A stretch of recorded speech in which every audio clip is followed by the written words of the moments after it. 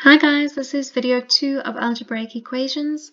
So you can rule off after 9.1, exercise 9.1, and you can write the date and the heading. Okay, today your heading is equations with exponents. Alright, so there's two parts of this video. The one part is when the exponent is attached to the x, so x to the power of 2, x to the power of 5. The other one is when the exponent is x. Okay, so we're going to start with the first one.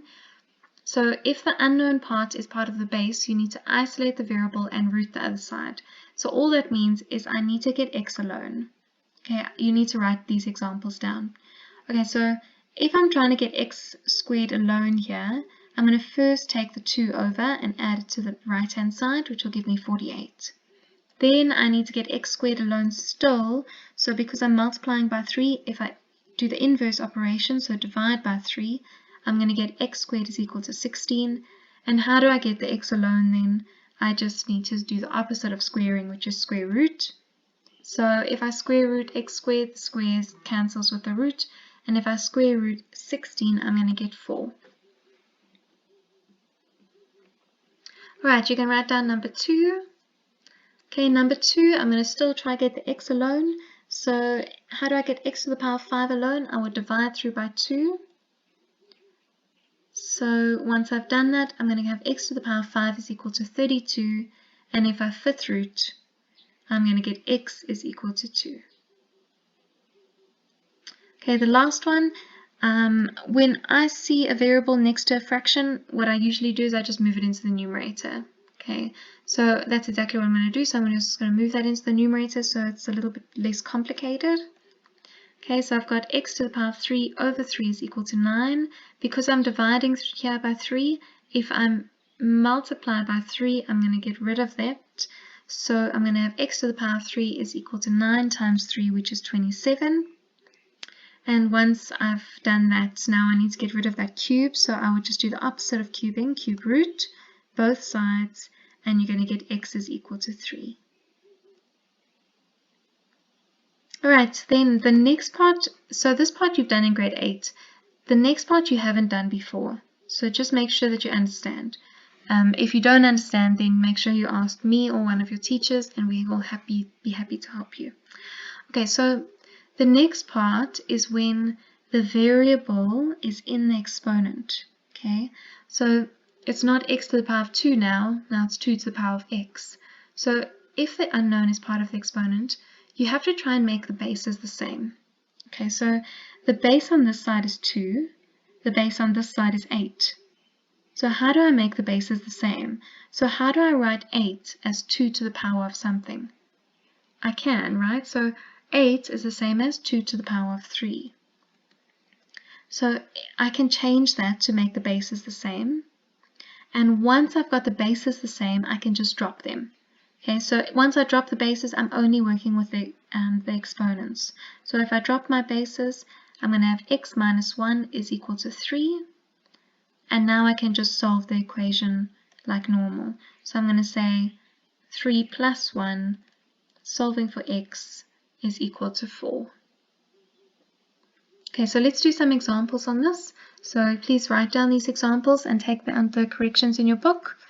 Alright, so number 1, I've got 2 multiplied by 3 to the power of x is equal to 486. Okay, so I'm trying to get this side alone, this 3 to the power of x alone. So I'm going to divide through by 2 so that I can cancel out that 2. So I'm going to have 3 to the power of x is equal to 486 divided by 2, which is 243. Now I need to get my bases the same. So I need to write 243 as 3 to the power of something. Okay, so that's 3 to the power of 5. Once I've done that, I can drop my bases, so I can drop these two 3's, and then I'm going to have x is equal to 5. Let's try number 2. Okay, again, I need to get my bases the same. So this base is 4, so that means I need to write this as 4 to the power of something. Okay, so 256, if I write it as a base of 4, is 4 to the power of 4. Now I've got the same bases, so I can drop them. So I'm going to have negative x is equal to 4. And then if I divide through by that negative, x is equal to negative 4. Okay, let's try another 2 examples. Alright, number 3, you can write it down so long. Alright, number 3 is a bit different because the 81 is in the denominator. Okay, so I'm going to show you what happens I'll show you what we do when that happens. Okay, so the first thing I need to do is get my bases the same. So I know I've got a base of 3, which means I need to write 81 as 3 to the power of something. Okay, so 81 as 3 to the power of something is 3 to the power of 4. Okay, next, what I'm going to do is, because this is in the denominator, I can't drop my bases because the 1 is a numerator and the 1 is a denominator. So I'm going to move this 3 to the power of 4 over the fraction line into the numerator. Okay, and if you remember, if I move a base over a fraction line, the exponent changes to negative. Okay, so I'm going to have 3 to the power of negative 4 over 1, which is just 3 to the power of negative 4. Okay, then now I've got my bases the same. Both are numerators, so I can drop the 3's. So I'm going to have x plus 2 is equal to negative 4. Get the x alone by minusing 2 on the right-hand side. So x is equal to minus 4 minus 2, which is minus 6. Okay, let's try the last one. Okay, the last one, you're just going to have to make a note for yourself. Anytime that I have a decimal, I always change it to a fraction. Okay, so I'm going to write the decimal as a fraction by writing it as 4 over 100. Then what I can do now is I can simplify the fraction. Okay, so that's what I've just done. So 4 over 100 is the same as 1 over 25. Now I start my whole process. So now I'm going to try and get my bases the same. Okay, so my base is 5.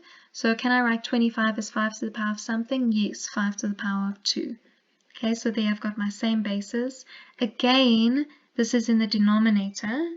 So I'm going to move it over my fraction line to bring it into the numerator, which means my exponent, which is 2, is going to change to a negative.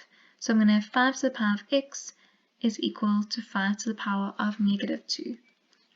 Bases are the same, both are in the right places, so I can drop my bases of 5 and I'm going to have x is equal to negative 2. Alright guys, that's the end of this video. It is a very different concept to what you guys are usually used to, so you haven't done this in grade 8. It's a pity that it has to be done virtually because I'd love to get some questions from you, but if you need to maybe watch the video again to understand fully, then you can, otherwise you can always ask one of us.